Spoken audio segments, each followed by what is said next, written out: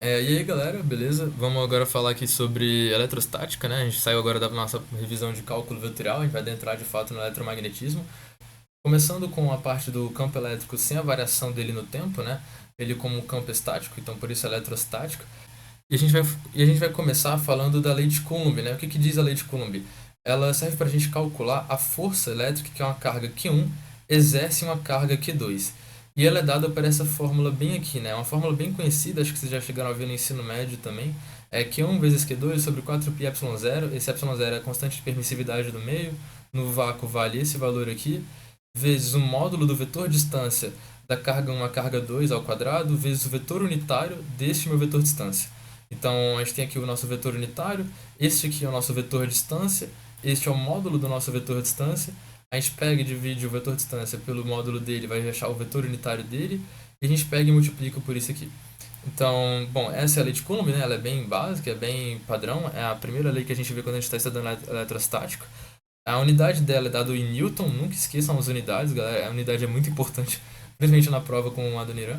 Então, beleza. Agora, uma coisa que a gente tem que se atentar bastante quando a gente está fazendo o cálculo com lei de Coulomb, né?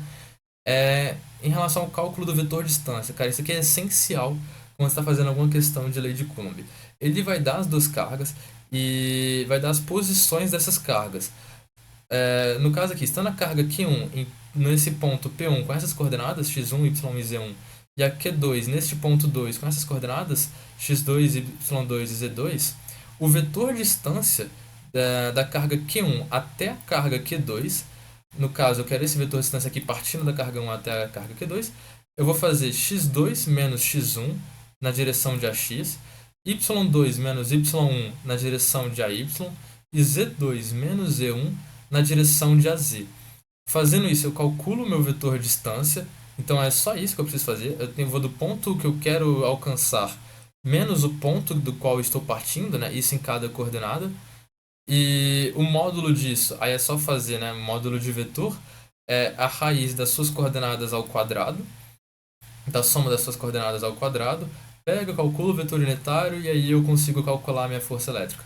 O passo mais importante que você não pode errar é cálculo do vetor distância.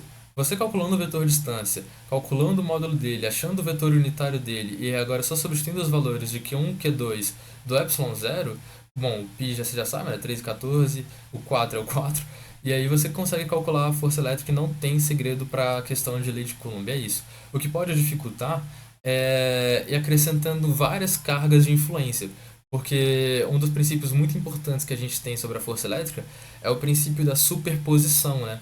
Então, se eu tiver mais de uma carga aqui, eu tenho uma carga aqui Q3 agora, essa carga Q3 também vai ter uma influência na carga Q2, também vai ter uma força elétrica que vai causar na carga Q2. Aí eu quero calcular força elétrica resultante nessa minha carga Q2, eu tenho que calcular a força elétrica que a Q1 exerce nela e a força elétrica que a Q3 exerce nela. Aí eu faço a soma vetorial, então eu vou ter dois vetores aqui. Eu vou fazer a soma vetorial desses vetores, pegar o vetor resultante e aí eu consigo calcular tranquilo a força resultante nessa minha carga Q2. É isso que pode dificultar adicionar o princípio da superposição na questão de lei de Coulomb, mas de básico é isso. Agora vamos falar também sobre campo elétrico, para a gente terminar essa nossa aula aqui. O campo elétrico é uma grandeza física que descreve a influência de uma carga elétrica sobre outras cargas presentes em sua vizinhança. É um campo vetorial, né? Então, aqui eu tenho, por exemplo, essa minha carga Q1 positiva, e aqui você vê que sai dela linhas de campo, né? Essas minhas linhas de campo são as linhas de fluxo elétrico e as minhas linhas do meu campo elétrico.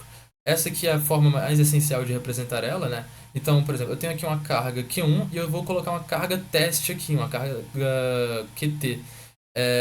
O que significa eu fazer isso aqui, né? O meu campo elétrico, ele vai se representar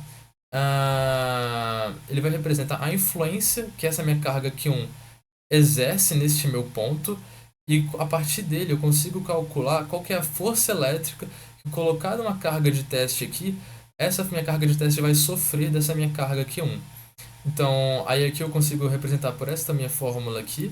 Eu posso passar esse meu QT multiplicando aqui e vou falar que a minha força elétrica que essa carga Q1 exerce nessa minha carga de teste, nessa minha carga de prova QT, vai ser o campo elétrico que essa carga Q1 exerce no ponto que eu coloquei essa minha carga de teste QT vezes a minha carga QT. Então, F é igual... Aí meu F ficou muito feio, meu E também. Então, é aqui, né? F igual a EQT. É o que eu expliquei antes, né? A força elétrica, que essa minha carga de prova QT está sofrendo da minha carga Q1, é o campo elétrico associado no ponto em que ela foi colocada, vezes a sua carga. Aí eu consigo descobrir a força elétrica que ela sofre. Então, é isso. Tem algumas coisas bem teóricas que é importante a gente saber, né? As linhas de força, essas linhas aqui que partem dessa minha carga Q1, as linhas de força começam nas cargas positivas e terminam nas cargas negativas. O que isso quer dizer?